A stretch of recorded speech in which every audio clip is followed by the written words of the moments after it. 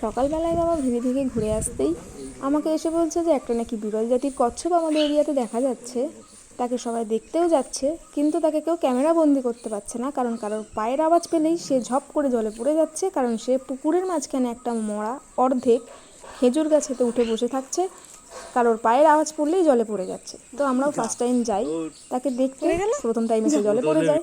বাবার কাছ থেকে তার শরীরের গঠন শোনার পর তাকে দেখার ইচ্ছাটা কিন্তু আমার প্রচণ্ডভাবে বেড়ে যায়, তাই বাবাকে বলি তাকে যেন খেয়াল রাখে, সে উঠলেই যেন আমাকে আমাকে ডাকে আবারও। ও কিন্তু জলের মধ্যে খুব একটা বেশিক্ষণ থাকতে পারছে না, কেন জানি না এটা। ও কিছুক্ষণ পরপরই ওই গাছের মধ্যে উঠে যাচ্ছে, আর বাবা আমাকে আবার ডাকে, আমরা পুকুরের অন্য একটা রাস্তা দিয়ে ঘুরে ঘুরে ওর কাছে যাই আর ওকে ক্যাপচার করি, কিন্তু ক্যামেরাটা হেজি হয়ে থাকায় ওকে আবারও সেকেন্ড রাস্তা দিয়ে দেখতে যাই।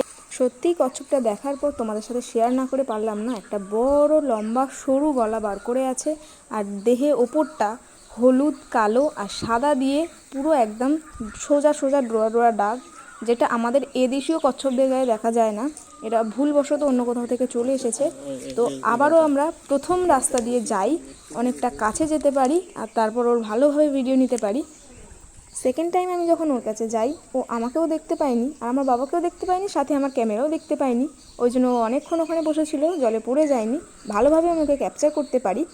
সত্যি ওর হাত পাগুলো কেমন একটা অদ্ভুত রঙের ছিল, হলুদ তার সাথে একটু সাদা। আমি ওকে দেখে রীতিমতো একটু ভয়ও পাচ্ছিলাম,